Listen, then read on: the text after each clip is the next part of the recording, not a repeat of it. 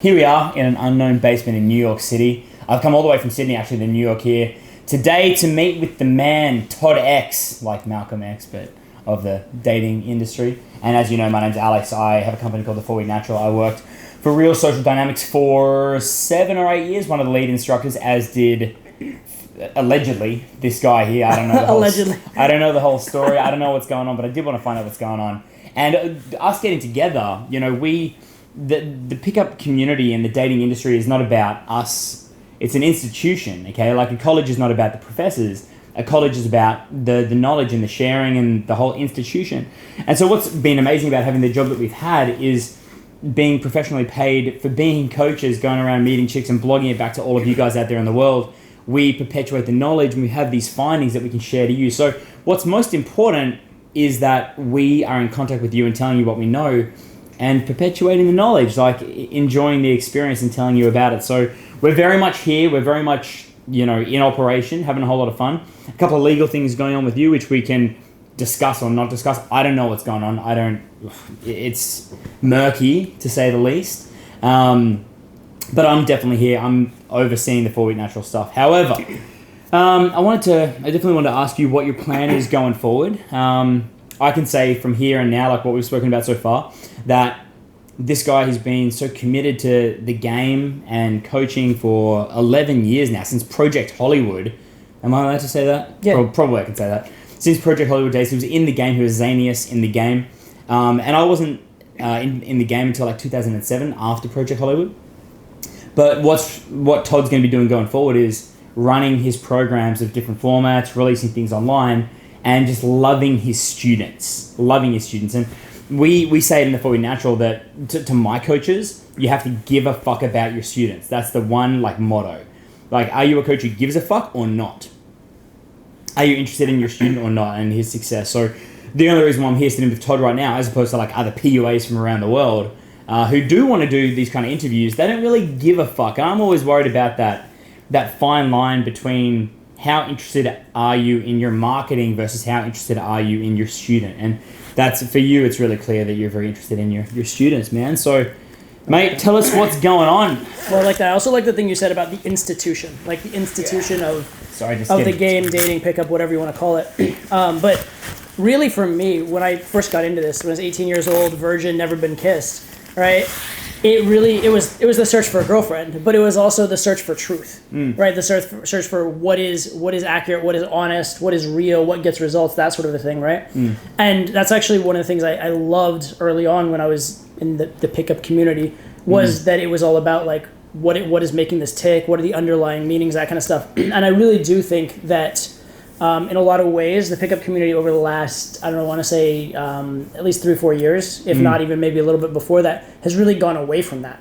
Right? Yeah, it's gone into YouTube, a lot of heavily marketing stuff and a lot of stuff that's a little like woo and pseudoscience-y. It's kind of like selling to the lowest common denominator as opposed to trying to teach what will get students results, right? And so with my new company, actually, a lot of the early material that I put out, some of the first stuff was relating to that, to what are the lies of the pickup community and what are those sort of motivations. So, yeah, right. We have to make it so clear. Like, let the two of us here, two of the most committed guys in the entire game, and in terms of like days coached in field, for a while there, I was number 1, and I think you were number 2 for the most days spent with students in your life. We're probably the most 2 experienced guys, more than Mystery, David D'Angelo, Tyler, Jeffy, all these great guys in different ways. We're the most in-field experienced. And the point that I want to make is there's 2 different types of teaching. And one type of teaching is very like instantly gratifying, that will get you out of the house, nagging girls, being super aggressive, hand of God kind of thing. Super instantly gratifying, but doesn't get you real results and doesn't really change your life. And then there's another type of coaching which we focus on, and that's not instant gratification, but it will get you results and will have you have a real change. But obviously you're going to go for 1 marshmallow now rather than 2 marshmallows later.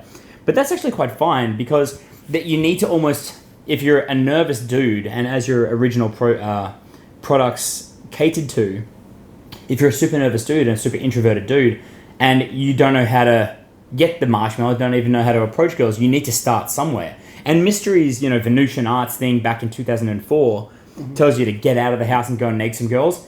Cool. I'm glad. But the thing is, you have to make it crystal clear here that that's only going to take you so far, like 20% of the way. Then you need to cross another barrier with immersive type programs, which you had done in your former company and which you're doing in the future. And we at 4 Week Natural do that as well. So we want to make that clear. Yeah. Also, by the way, just to on the record regarding Mystery, he was actually the first person I ever took a program with. Yeah. So he is actually one of my first coaches and a great influence on me too, and I think a genius in game in general. So no shitting on Mystery going on here whatsoever. Gotcha. Yeah. I think he's very very brilliant. But I think what you're saying is that there is a difference between getting a reaction in game, and there's a difference between that and getting a success in game. Right? I mean, I know becoming an attractive guy. Yeah. Getting absolutely. a reaction versus becoming actually attractive. Absolutely. Yeah. So I know seeing your progression, because you came into the game a little later than me, and when I first saw you, I thought to myself, my God, this guy's game is powerful, but it is like all the fuck over the place. Like it was a very random, very uncontrolled, whatever. Energetic 20-year-old, yeah. Exactly. But then I saw you like smooth it out, mellow it out, and I saw your result really, really increase as you went through that process. I think it's this that, if you look at your earliest teachings versus your teachings later on and then even now, there's definitely that progression. Right? And I know that in some of those areas, the calming down and getting results, and in particular, I did a video recently about the difference between American and European girls. And actually a lot of the stuff that I said about European girls heavily influenced by things in your game.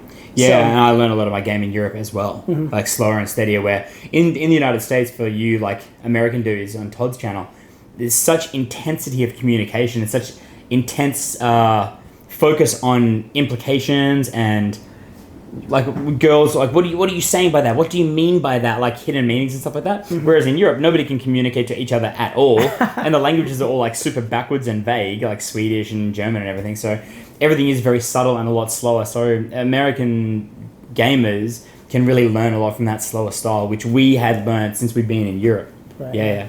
There's a lot more patience, I think, there, and a lot more trust-based, comfort-based game in Europe. Let's bring it back though. Like everyone wants to know. In terms of marketing, you had that institution of RSD, which I can openly talk about because I don't have any legal battles. I'm an Australian citizen. When I actually left RSD, I had communication from like the head office of RSD saying, "Dear Alex, you may not work in any industry at all in Australia since you've worked in our company." So basically, they're saying, "Hi, you can't work in your own company in your field of expertise." I'm just like, what? Block? This is the same country that a lot of people from RSD can't travel to. So I'm like, no, that's fine. I think I'll just go ahead and do my job. But why, like, so many people out there love and believe in the institution of RSD. And we put out blood, sweat, and tears. We loved that company. We loved Vegas and the people around us and the students. We worked so hard for that for so effing long that it truly breaks our heart to leave the company and go in a different direction. I mean, I was very, very emotional when I left, when I made the decisions for a long time there, because that was like my family that I loved and put a lot of love into. And then the family didn't give the love back. It was kind of like having an estranged, like losing your mum or your dad. That's truly how I felt when I left. And so what's really disheartening for, a 19-year-old out there sitting in his little basement in San Antonio who believes in the institution, to see it kind of shatter and come apart, like people who you believed in aren't what you thought they were, that's what I fear. That's what I don't want you to have to experience. But to be honest, all the people in that organization are so brilliant. This guy is brilliant, and Julian's brilliant, and Max is fucking mind-blowing. The problem is there is no management to glue it together. There's no one good person holding people accountable and giving everyone a fair go. And that's what's going to probably tear that organization apart from the inside, I would say. They need a manager. And as it turns out, the whole legal situation that you're having, this is just conjecture from my point of view, is to do with like the owner, one owner, just mismanaging. And if that one owner didn't mismanage, then you could do your job and love your students and offer good value, and everyone could work in fairness rather than these diluted ideas that this guy has. And that's like the reason why I left, is because just I realized that the parents of the organization were just not on the same page. They're in a whole different world. They do some things very, very well, like one or two things very, very well, and the rest of it they do very not well. And it really, really upset me. So I guess, what's your take on your decision to leave? Like, how did you feel about leaving and stepping away, your relationship with the bosses, as much as you can and can't talk about it? Right, yeah. So obviously, like, not at liberty to comment on a lot of that. Essentially, I can give facts, and I can give facts that are already out there in court, but a lot of narrative and that kind of stuff, I just can't. I'm not at liberty at this time. I would say, in terms of in spirit and in terms of dedication and desire to make it work, I'm with you all the way, and I definitely had that, right? And the other thing I'll say definitely is that when me and the former company parted ways, definitely there were some students who were very badly screwed over and all that. And because they expected you, or they paid money to you, or? Like, for example, there were the immersion programs in New York and Amsterdam were booked, sold out programs. People had booked their lodgings, their flights. They were all set to go. Oh my God, yeah. I understand. Yeah, and we'd actually booked our flight to Amsterdam, so we were all set to go too. It wouldn't even cost any money to deliver it. But then we were cut off, unable to deliver, et cetera, et cetera. Right. That's one thing that's completely inexcusable. That's like you buying a flight to a holiday and the airline just simply doesn't deliver. You pay all this money, like, sorry, there goes your $7,000 just because we're having an internal dispute. We can't get you an airplane to get you to Hawaii. And somebody's got to answer for that. Just because mum and dad are fighting doesn't mean the students need to, like, the kids need to be abused. And that was one of the, like, that whole mindset drove me nuts. When I left, and I don't want to cut off your story, but when I left, I was super, super clear that I would finish all of my responsibilities to my clients. Even some of my hot seats were cancelled. Because of the whole drama, choking gate drama back in 2014. Some of those hot seats were cancelled, but I'm like, you know what? I'm going to make them available. I'm going to go there, do it under the radar. I did it on a donation basis, all right? And I wanted to make sure that everyone who wanted to be part of the institution could have access to it. But so I did all my programs, and then my schedule had like nothing on it after one date. And the company never knew that. After it was about December the 10th, I believe it was, I'm working 2 or 3 programs a week, including free tours. Then all of a sudden, nothing in the entire future. And so after my schedule was finished, then I actually tried to call both of the bosses for 3 weeks. But every day for 3 weeks on different time zones, lunch and dinner for both of them. They didn't call me back for 3 weeks, our bosses. And so then eventually I made that video in the snow like, hi, I resign because nobody will take the phone call. And then, you know how quickly they both got on the phone after that? Yeah. So I got to say that, like, with in the case of Owen, Captain Redbeard, the man with the big beard, and I'm sure you're listening right now, Owen was really cool about it. Owen was like, hey, man, if this is not for you, fair enough. Pursue your goal. Do what you want to do. So Owen was really, really cool about it. I really have a lot of respect for Owen and a lot of love for him. I don't think he has a lot of love for me. And I can't change that. So, yeah. So back to you. Like, all your students were kind of fucked over because of the divorce. Yeah. And then a lot of them weren't even refunded properly, right? So they're already out their lodgings and their flights, and that's a whole separate thing, right? Yeah. But then a lot of them, they were told, instead of getting a refund, they were told to go to their bank and file it as a fraudulent charge and go through this dispute process instead of just being refunded. And I know some of them to this day may not be refunded. I don't know if they have been, but I know a lot of them emailed me later and were asking me, hey, I haven't gotten a refund. What's going on with that? Thinking that I was the responsible party. Because obviously my face on it at the time and my name on it. Yeah. But that authority was stripped from me via means which we're currently in court over. The question is, like, how much does the institution care about the client? 0. Sorry, client, you've just lost all of this money. We're not even going to try to help you. We don't even really care. You can't even get them on the phone. Or they're like, you know what? Instead of a refund of this $9,000 that you've just invested, why don't we give you 7 hot seats and a program from 2007 called like, it does. Really. That was one of the reasons why, that kind of thinking was one of the reasons why I didn't want to do that kind of business in the future. So for the record, I can't say the thing you just said, which is the company doesn't care, whatever. I can't officially say that. I can just give things that are undisputed fact. So I can't comment on that personally. So cool. Good. I'm glad that you put that on the record. Yeah. I don't officially endorse that statement. Yeah. Yeah, I got to say that like we're probably not perfect either. Like in terms of customer service at this time, whatever your organization is going to be called, and my organization, we have a lot of growing pains, a lot of trouble with the way that we process some things, but we're always in contact and communication. And what I envisioned with 4-week natural going forward is me as the coach and 9 students at a time living in the same place, in the same city, with infinite personal contact for 5 weekends. So that way there is no bureaucracy like go through the secretary to get to me. It's just me. So if there are any disputes or problems or miscommunications, we can just speak directly and figure something out right away. And if in my case, in my company, if there's ever any misunderstandings, just like, hey, let me get your money back, let me process that, it's going to take this many days, I want to do it as quickly as possible, even if it causes like a world of pain on us financially.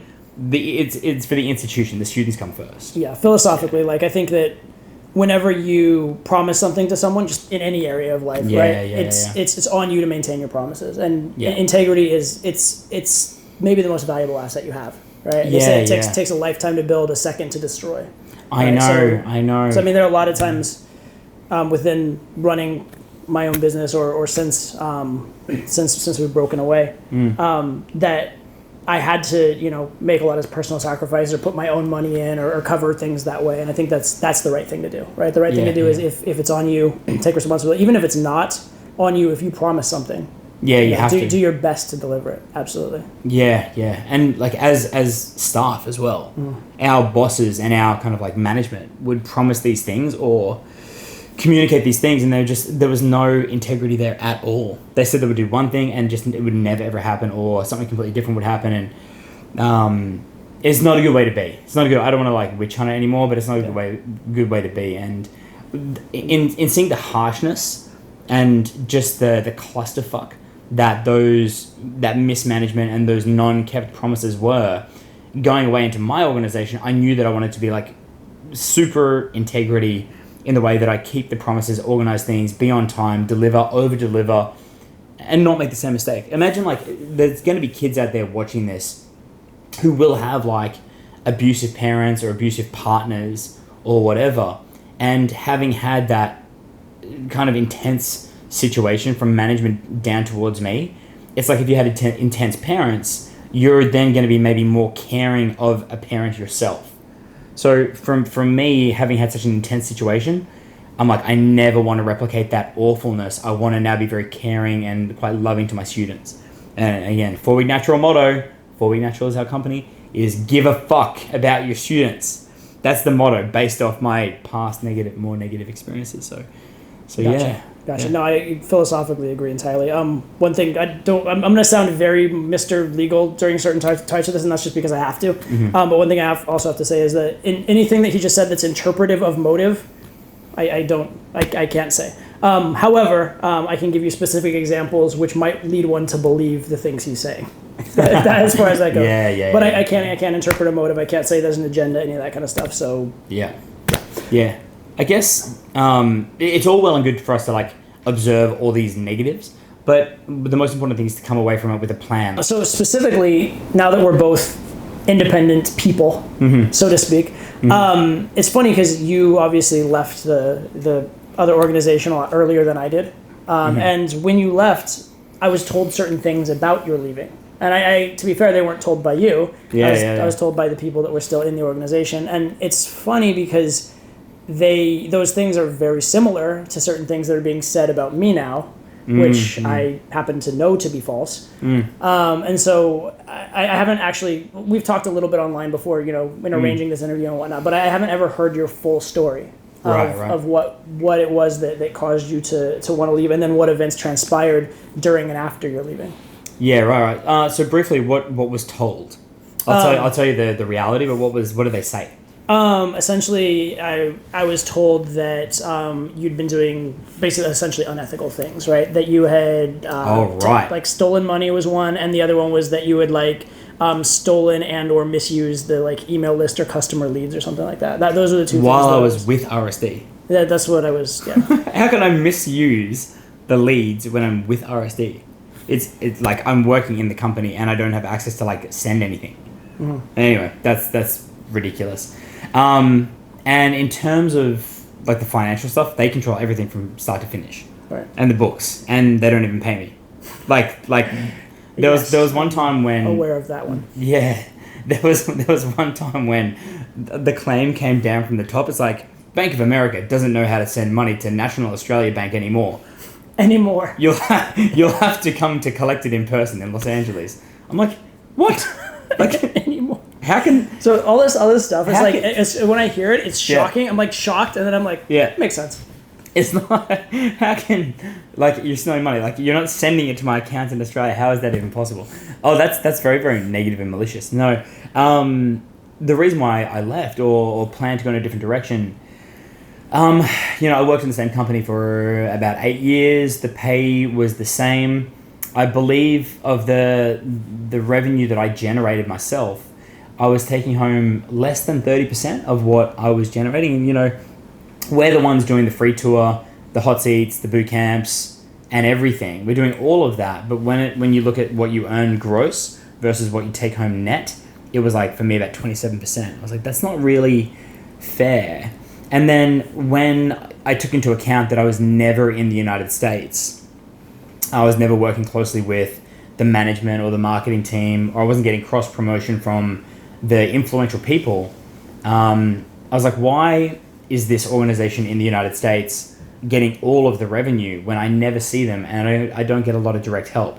The brand is incredible. The brand is spectacular, but it's not worth 73 or 72% of everything that's going on. So there was a lot of things that really, really upset me, but I didn't want to leave because I was upset. I wanted to leave because of the numbers and the facts. And the thing with Julian, not the Julian drama, but when Julian came along, he agreed to work for free, basically in representation of Owen, because Owen can't travel internationally because of his family commitments or whatever the story is.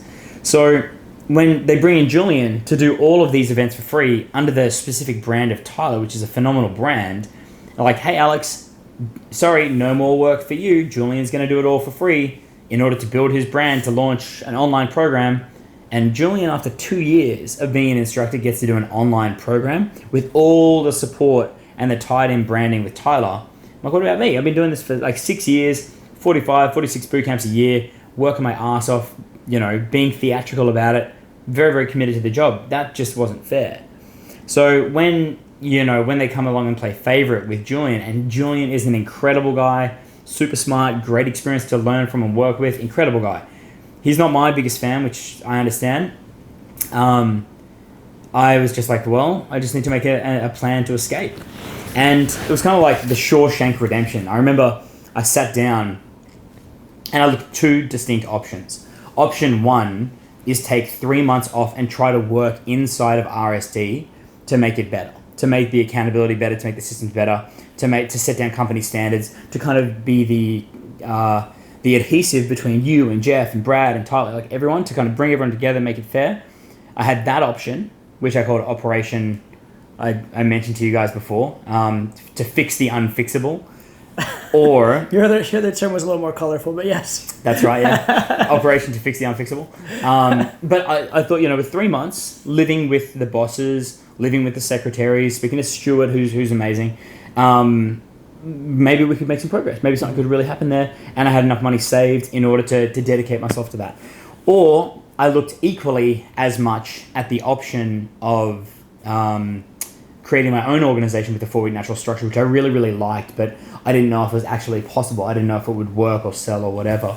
And a lot of people thought that I left because of the Julian saga, or that kind of triggered it. But the day that I decided that I had to leave or had to make a plan was when I was flying to the summit that year, Vegas. And I was like, I believe 28 at the time. And I was sitting in the very back row of a United Airlines jet next to Ozzy. And there's Ozzy, he's 42 years old, doing the same job as me, wearing, very, very casual clothes, nothing glamorous about it. And I was like looking at myself in the future. Yeah, and Ozzy's not like, he doesn't have a lot of pride in the way that he, dresses and grooms himself. And so I just remember sitting there and I was probably hungover. I'm like, Alex, if you don't make a decision now, if you don't take control of your own life, than you're going to be here in the back of a United Airlines jet going to Summit begrudgingly, 13 years later. So I just made a plan. I went a different direction, and now it's pretty damn good. And I've even, I've gone on from 4 Week Natural. I now have a media company, which I love. I travel around Europe taking photos, and I do work with yachts, work with models, do photography. It's spectacular. So that's the reality of it. I was definitely a troublesome staff member, crazy, dramatic, fucking around in hotels, but no worse than other staff members, like some other more gangster staff members that we have. So I definitely made a lot of mistakes. I learned from them. I got banned from doing a couple of things, but I grew up. But the what's it called? The reputation stuck. And the reputation stuck. It's not that good. I learned from it. My bad. I apologize. They fined me for everything. They made me pay for everything I ever did, which was back in 2007. So yeah, what can you do? Yeah, fair enough. There's the answer to your question. Gotcha. So first of all, in sort of like in honor and positive toward Ozzy, I love a lot of the things you've done in terms of fear and I think neither of us have like any negative general associations with Ozzy or anything negative to really say about it. He's great. Just want to clear that up because they could be misconstrued that you said a little bit ago. Well, I just I don't want to be exactly the same place 13 years from now. And Ozzy's having a bit of a renaissance now. I see him around Europe, getting a big smile on his face and romping around, chasing chicks with the guys, which is good. And hopefully, all the best to him. Yeah, absolutely. So what I say, then when you did leave, like what was your like going out on your own? Did you face a lot of like difficulties, or did you find it pretty like? No, it was okay. We had both done so much work in the old organization that our brands were strong. We felt very comfortable in many situations, and working with the old organization, these problems that would just fly up out of nowhere that we as the coaches had to deal with on behalf of the organization. Sure. Hotels, logistics. The RSD travel manager, I had to get a flight from San Francisco to Sydney, and this guy was so stupid. The guy that had in control of the travel, he thought that if you fly over the North Pole, you come up from the South Pole. His name was Lewis or something, some Belgian dude. So he thought it was like a video game. It's like if you walk to the top of the map, you come to the bottom of the map. So it's like, Alex, I booked you a flight to Alaska, but Alaska to Sydney is really hard. I'm like, I hate my life. What am I working with here? I can't even call the bosses. It costs $4,000 to fly from Alaska over the North Pole, and oh my, what the fuck. Anyway, so it was simple because it was just simple. I have 6 students only. Get an Airbnb and go and do your coaching, which you love. It was super the simplicity simple. Of getting out and coaching and not having to deal with bullshit is nice. Yeah, that's right. And you know that the old organization will put all these extra guys in the program. Then you have to do a phone call with somebody. You have to do this and that, and our schedules are just messed up. There wasn't a lot of empathy from the top, I guess, in terms of our duties. Yeah. So that is why I took off, and I really had to make peace with the idea that this kind of coaching may never work, and I accepted the fact that I might have to be a fisherman in a small town in Australia for the rest of my life. Working as a surf instructor, for $20 a day or something, and eating fish off the ocean. I realized I'm not qualified to do anything else other than this, and I'm slowly learning photography. Well, no, you don't. Photography stuff now. Yeah, and I'm really pleased with how far that's going and how far that's come. So if you want to take the opportunity to, you probably address the curiosity of those who love the institution of Todd and the institution of your old company. Why did you part ways, from your own mouth? Right. So, first of all, I was not the entity making that happen. If you know what I mean?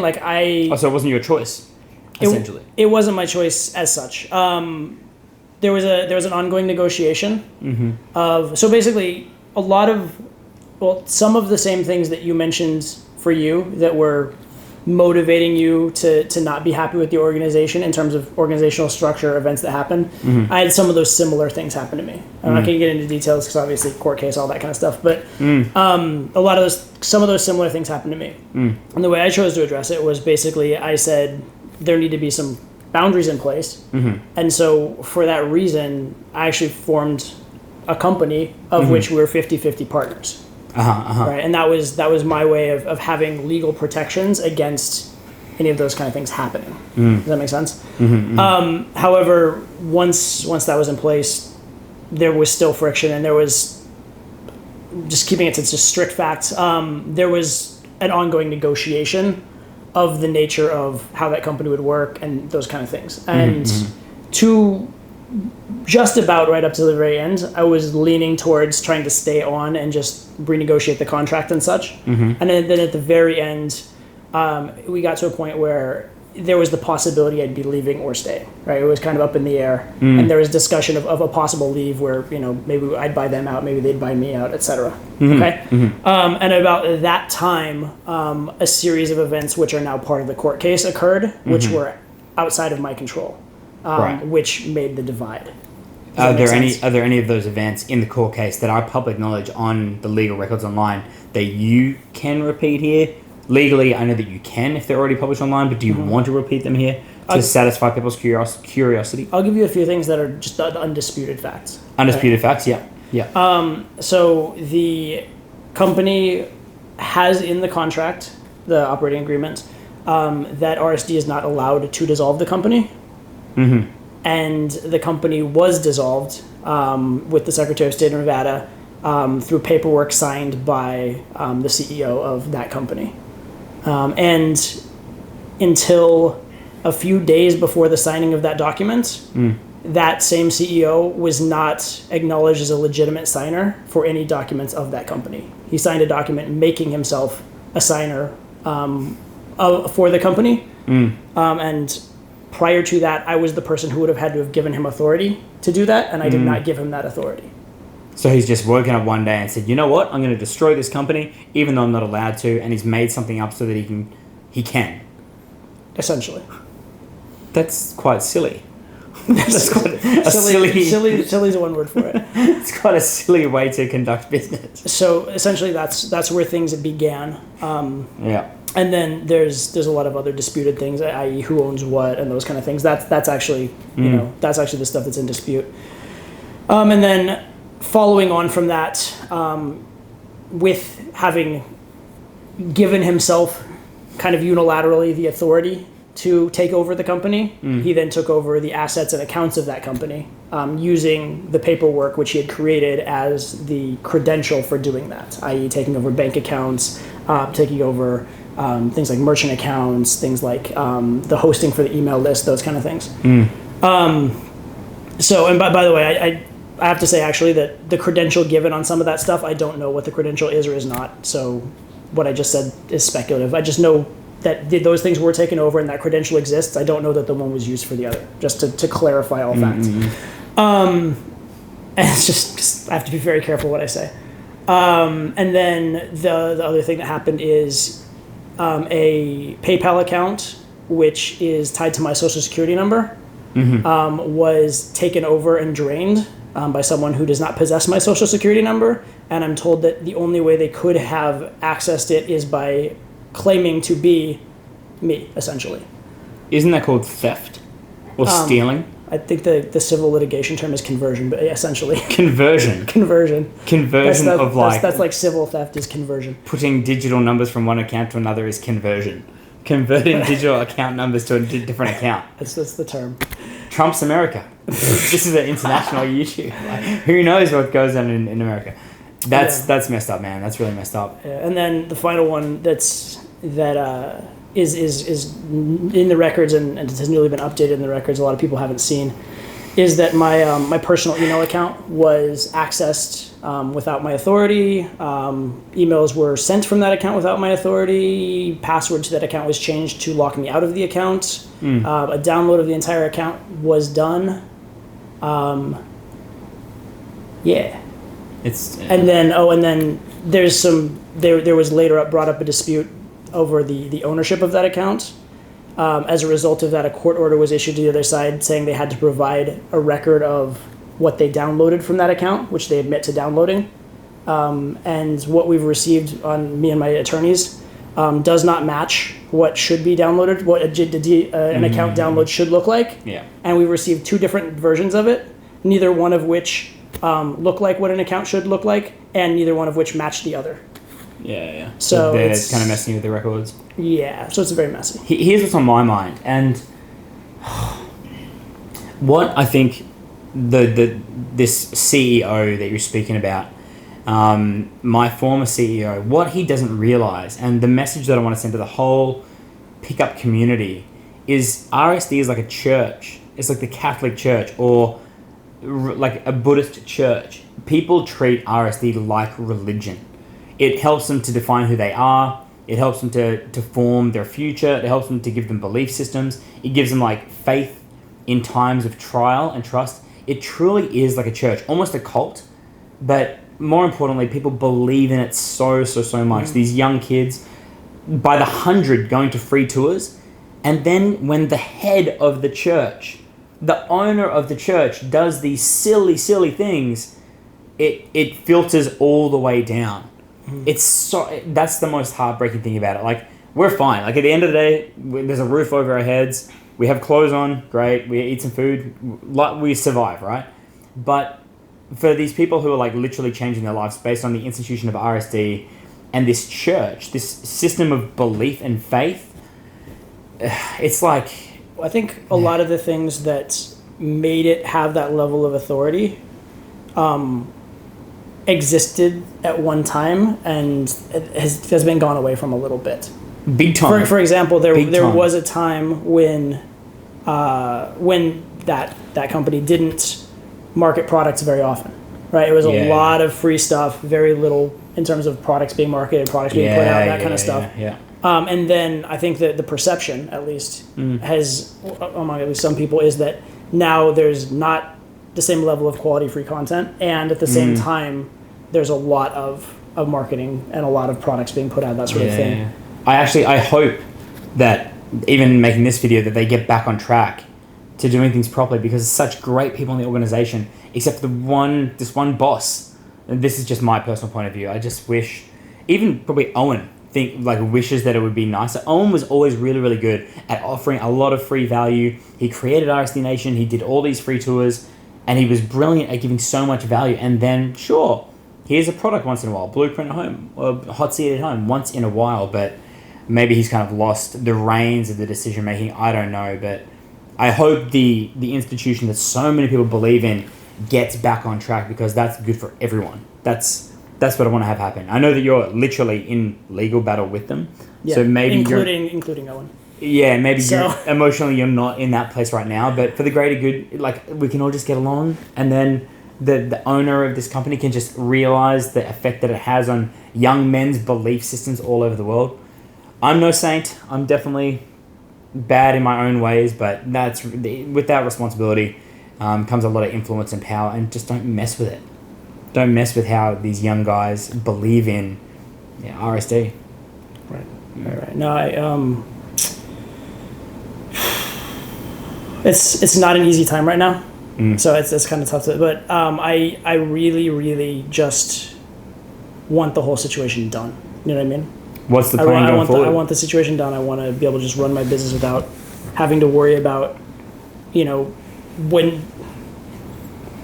without having to worry about what's the next shoe that's going to drop, and those kind of things. Like, and what's what extra BS am I going to have to worry about? How much time I have to spend in like litigation activities and et cetera, right? But yeah, the goal and the vision is to get back to, I think, teaching what I call it like fact-based pickup, or like reality-based pickup. Sounds right? so Toddish. Yeah. Like, learn the facts, do good game. No, I really do think that good game, and good anything really, but it comes down to the scientific method, right? It comes down to like, this works. So here's your test. Like, when you do this, it works. When you do this thing exactly the same, but this, it doesn't work. Therefore, this is a good move in that spot. I see what you're saying. Yeah. And I have 18 years of trial and error almost at this point of that kind of stuff, and you have like over a decade as well, and then some, and we have all this experience, we have all these things to teach, and to be fair, we even still have all this stuff to learn. Right? Neither one of us have like perfect game yet, right? Or probably ever will. right? I'll tell you about my game in a second. My game's really messed up at the moment. Fair enough. It's a really weird, fucked up model because I live in a caravan in a forest. Right, fair enough. But you're right. The point is, like, even though our games are far from perfect, and there's so much more to learn, and that's some of the exciting stuff too, is to continue pushing the frontier of what's possible. Yeah. But to just get back to teaching, so like we just recently did our immersion program in Miami. You did recently already? Yeah, first one back Nice. under the new company. Todd X. Malcolm X. Todd X. I actually considered doing that as my name for exactly that reason. I considered it. We had that joke last night. It's Todd V. Because no one can take my actual last name away from me, even if they try and claim. That's so funny. Other shit on other names. We're gonna sue you for your own name. Yeah.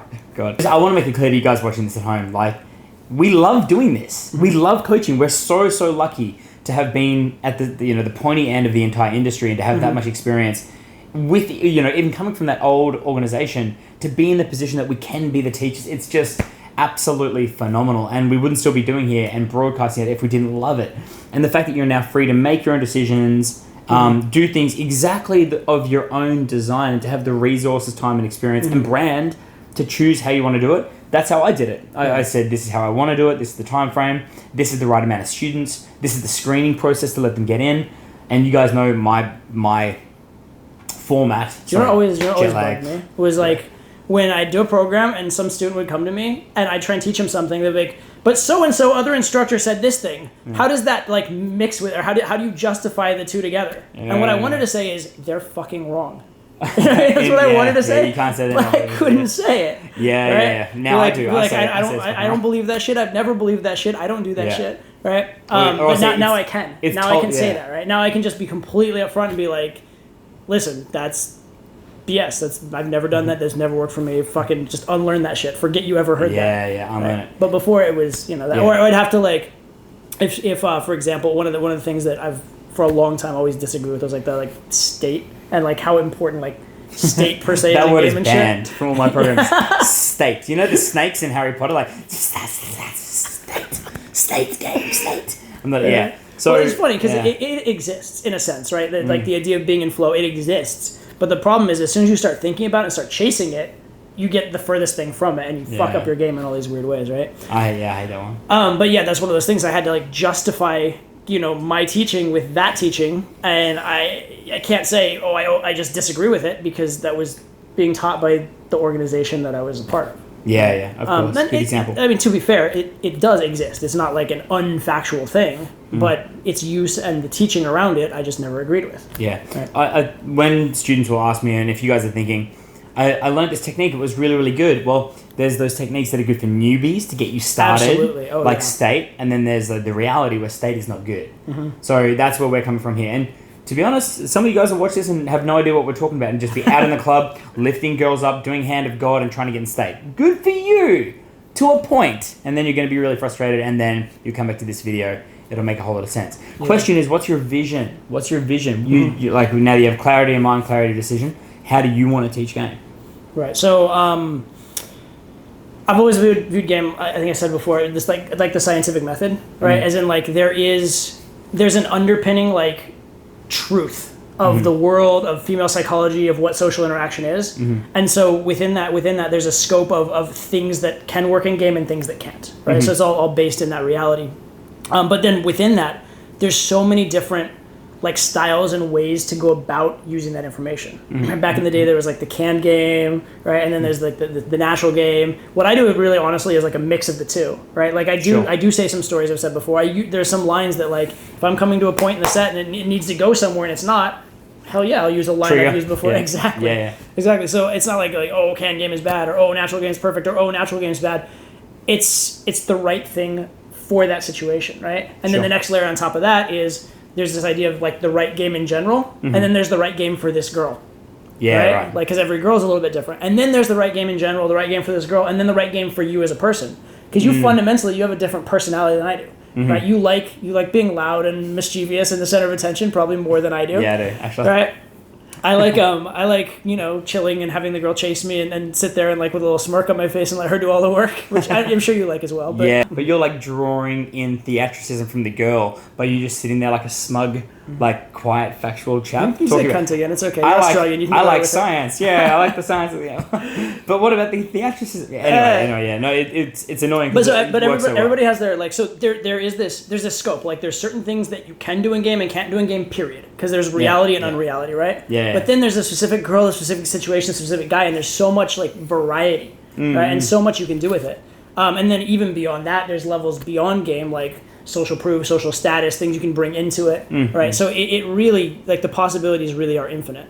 And I just want to see that growth continue, and I want to see guys actually get good, because I see so many guys get mediocre. I see so many guys get like, they say they don't have any approach anxiety and they'll just do a bunch of sets, but it's this crazy numbers game where they're not even doing anything purposeful, or they're not doing the right shit. You know what I mean? So I want to see actual game where you're increasing your percentages and getting results, and like a lot of the you have a lot of your principles like front door rule is one. You have 4 times rule, which I sort of agree with and sort of don't. I don't agree with the number 4, but I agree with the multiple times rule in general. So I have an agreement in principle with that one. We have like a cult. It's like 4 times.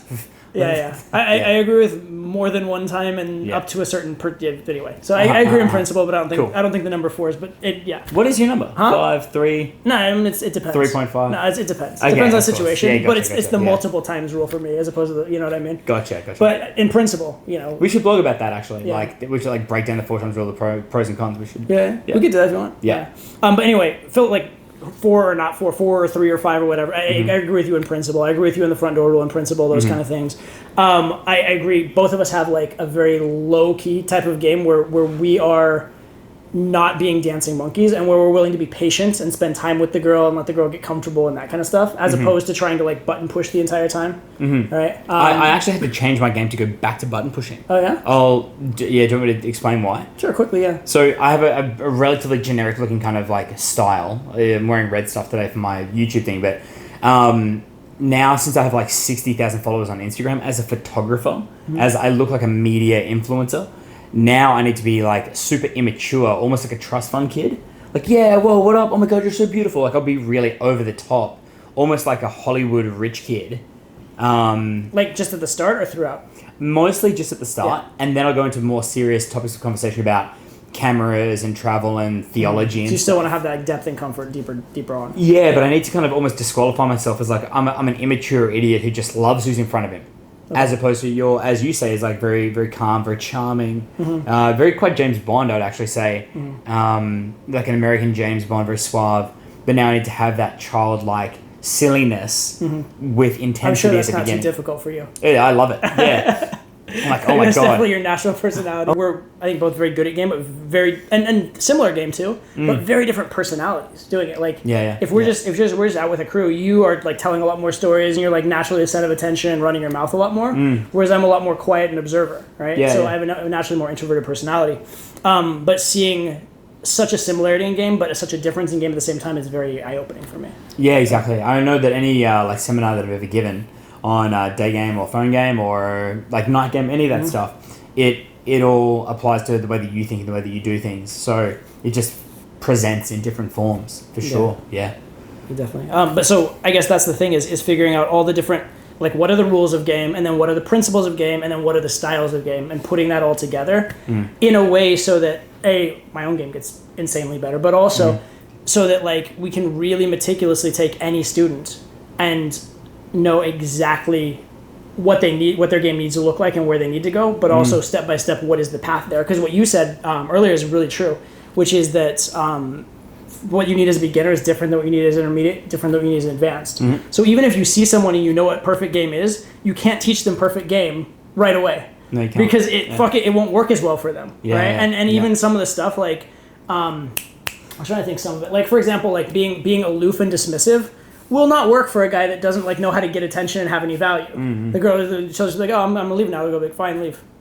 I say, "Fuck, that didn't work." Right? You have to earn the right to do a takeaway because until you have a certain amount of value and a certain amount of like kind of panache in game, you can't even pull it off. Panache, yes, right? So there's a path to teaching it as well. So there's all those different levels that I think we both have a sense of, but can definitely be honed and perfected and become even better. I think where the community will go. In fact, I think in a lot of ways, You mentioned before the disillusionment with our former organization, et cetera, there seems to be some of it, which is actually rather tragic given like how much that organization did, back in the day and et cetera. And how much we believed in it. Yeah, exactly. How much we put into it. Yeah, but the good thing about it is I think it's made people sit up and question again. It's made people start thinking for themselves and not taking things as gospel, which I think, like, I heard this for the last few years.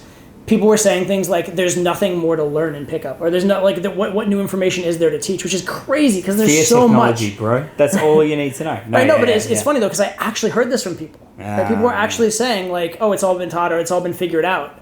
That's fucking crazy. That is crazy. And the alternative formats, as you said, like one-on-one coaching and 7-day immersions, and for me, 5-week immersions, these different forms present different ideas and different methods of teaching and showing things, and that's what we blog about. When we go and do our teaching in field, then we have blog ideas to share with you guys, the community. Yeah, cool. Well, let's wrap it up. I'm jet lagged as hell. Really good chatting to you as well. And hopefully you guys kind of learn a little bit about what's going on, where our hearts are, where our intentions are, and what our plans are. And if you guys have any questions or comments, of course, abuse me in the comments as you always do, which is kind of fun. But if you do want to know more about like what our plans are and what we think is important and what we've observed in this world around us from the inside, obviously hit us up in the comments. Hit like, hit dislike, or if you're our former organization, dislike bot. Go and do a 6,000 dislike bot. It's so stupid. You like all of a sudden 5 dislikes. Oh, 6,005 dislikes. Where did that come from? Oh, we can only guess. So get the dislike bot out there. God, oh my goodness. It's like throwing sand in a mud pit like when you're 4 years old. Like, who does this? I know who. Anyway. So, no, guys, thanks for watching, and we look forward to continuing giving you guys so much more content as time goes on. All right? Cool. Awesome. Sweet.